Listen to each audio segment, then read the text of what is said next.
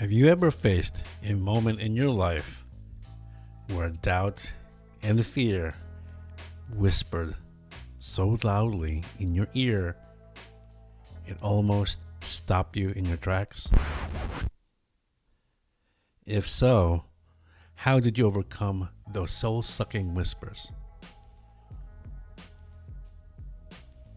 We'll find out on this episode.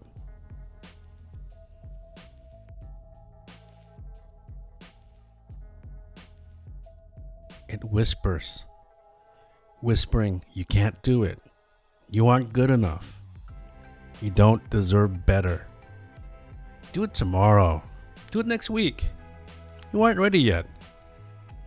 Read more books, listen to more podcasts, watch more YouTube videos. You got to do more research. It's also a shapeshifter. It can be a simple comment from an acquaintance, a colleague, a friend, or from a loved one, even a family member. Now, these comments can demotivate you. It's like your own personal dementor from Harry Potter. It's sucking the joy from you each day, draining your soul, your life force. It's also like a vampire coming out when you least suspect it, seducing you with comfort, inaction, contentment, even logic, all leading you to just be mediocre. Conversely, though, it can even lead us to overcommitment. We're saying yes to everything, distracting us from our goals. It is a demon. We all have demons. I just happen to name mine. My demon, I named it Desparius.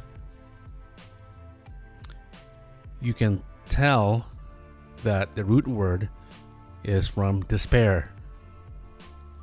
Now, I finally named him after I took my young teenage boys, to watch their first foreign film. Has subtitles, which is pretty much what we have on every time we watch TV or videos. But we went to go watch Godzilla -1. This is back in, I think, early December 2023. It just won an Oscar for special effects. It was great. Actually, I think it should have been nominated for Best Foreign Film as well. Now, in this Japanese movie, Godzilla returns to its roots as the destructive monster. Not like the American version. I know the movies come out from Legendary Films that Godzilla is usually a superhero. Godzilla -1, it's a really good movie. You have to watch it. I think it's going to come out maybe next year or so. Keep an eye out for it. It has something to do with Toho, the Japanese version, versus the legendary version in America, and they have a contract. They can't compete against each other. That's why it's not out just yet. The movie Godzilla -1, though, it's not about the physical destruction of Japan, Tokyo, Japan.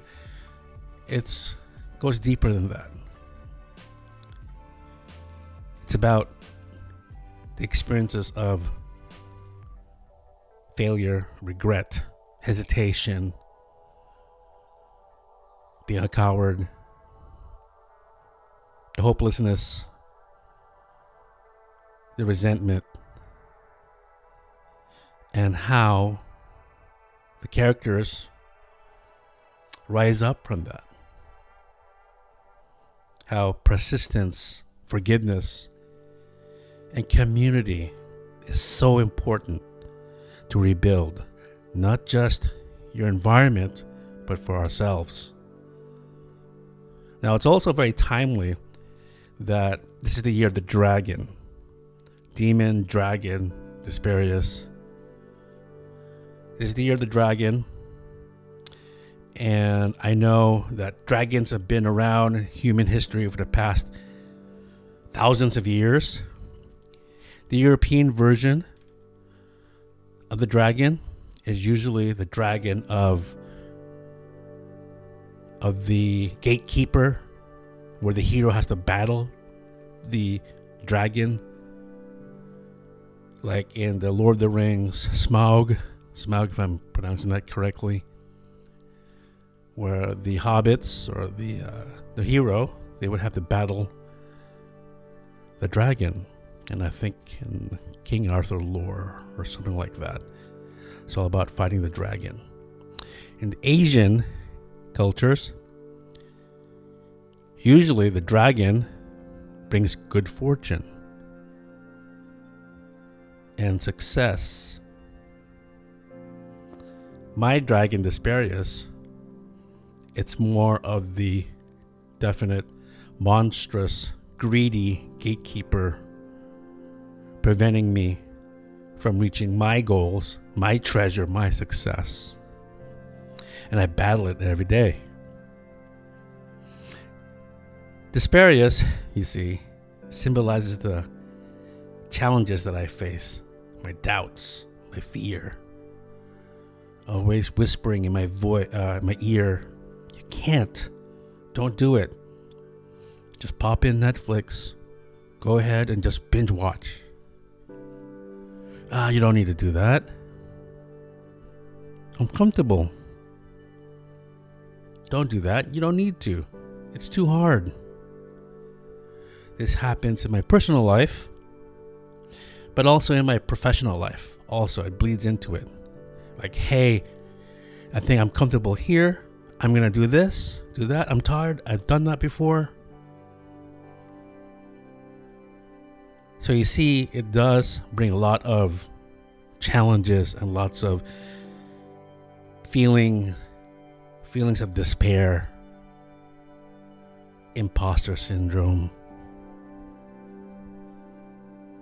Even making this episode, I've been trying to do this for the past 3 months. I'm not going to lie. This has been in my head, this episode about Desparius. But I was either too busy, too tired, didn't want to do it, got lazy. Even just now, I was battling Desparius. Write a script, have ChatGPT help me, which I did all that. But I still didn't want to do it. Why is that? Humans, I guess, what I read, are lazy animals. And I guess that's true. That's why we have to do hard things to succeed. We have to do hard things to find some meaning. We do hard things to find purpose. Now, how do I battle against Desparius, my Desparius? I think everyone has similar ways to battle their own demons, their own Godzilla, their own monster, their own demon, Desparius. And some are, of course, going to be unique. I'm going to break it down how I do it. Being an avid enthusiast of the Filipino martial arts, Eskrima, Arnis, Kali, I focus in on the sword and dagger. The machete, bolo, the Zanzibar, the Ganunting, edge weapons, and so on. That's my jam. I'm going to use that as a metaphor, where my sword and my shield are key to help my mind to get through battling Desparius.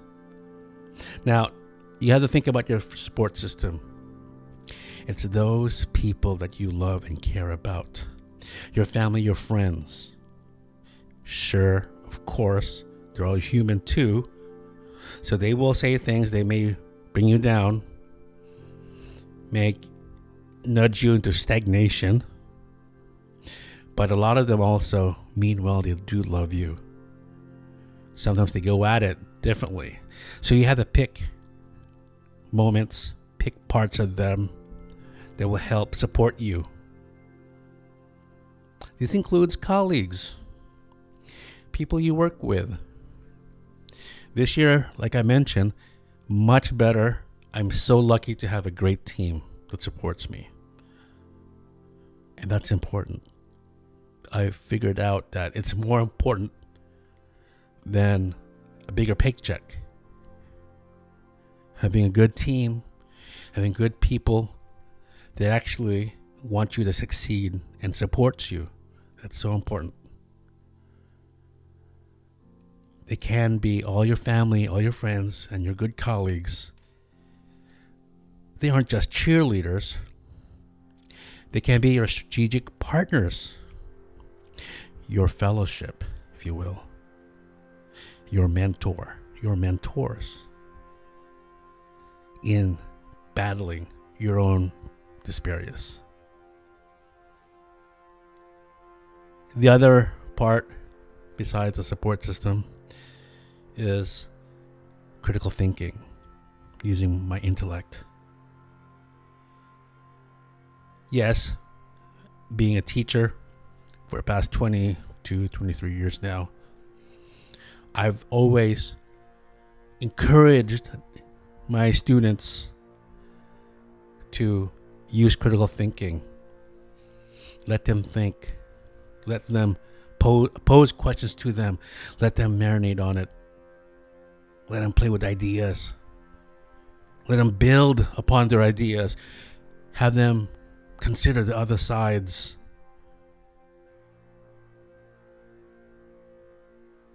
So that's a tool, another tool to innovate your thinking, challenge ideas, find new opportunities, find problems. So they're just not problem solvers, they're also problem finders. If you have a career that you're passionate about, that also helps. And I'm lucky that education in general, helps me. I get to interact with the future. I get to interact with my students, high school students that will take over. They will bring new things, bring new thinking. They will fix things. I tell my students, and in this case, I teach an all-girls high school, and I tell them, I hope, and I am excited that they are going to build a new world for the better.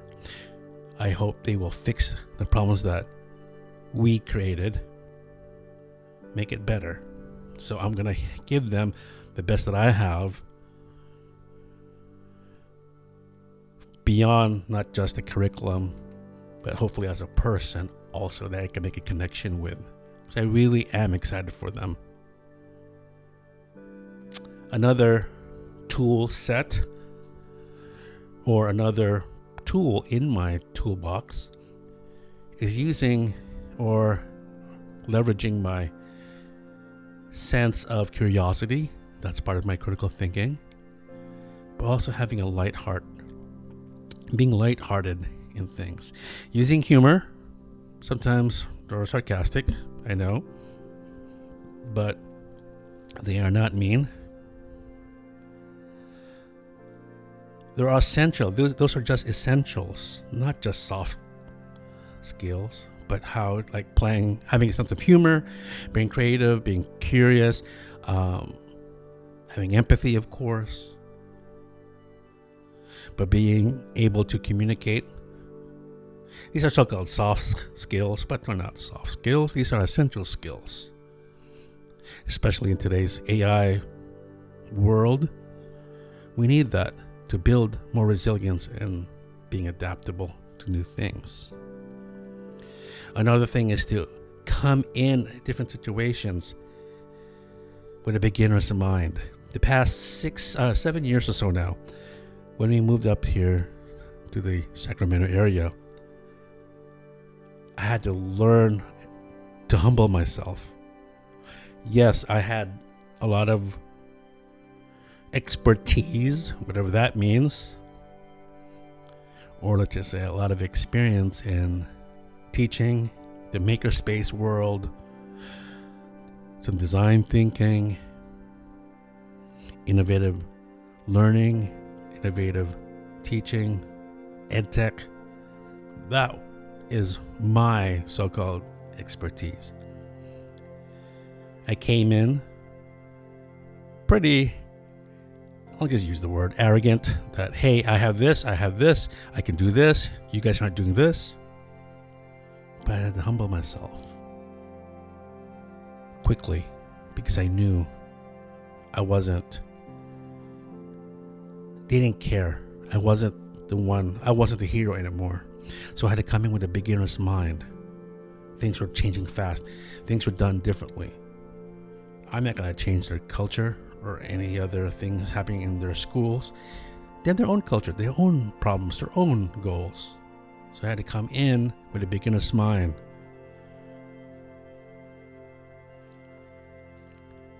So I had to humble myself and rethink and listen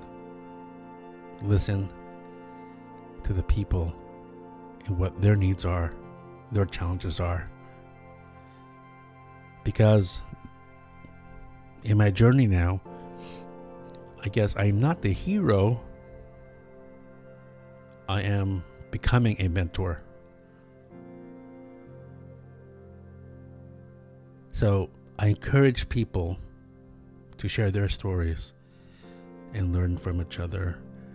I'm encouraging people to learn more, especially in the edtech side, my colleagues.